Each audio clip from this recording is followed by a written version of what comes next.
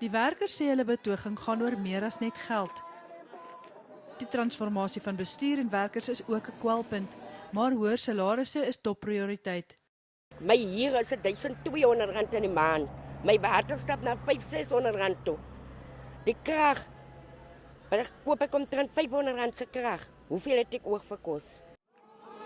Melanie Fortuin sê 'n hoër salaris gaan haar lewe verander. Dis my harte begeerte. Ek wil my plek hê, ek wil vir ons 'n plekkie kry of uitsoort, ek wil vir my uitsoort. Die kelder het tot Vrydag om aan werkers se eise te voldoen.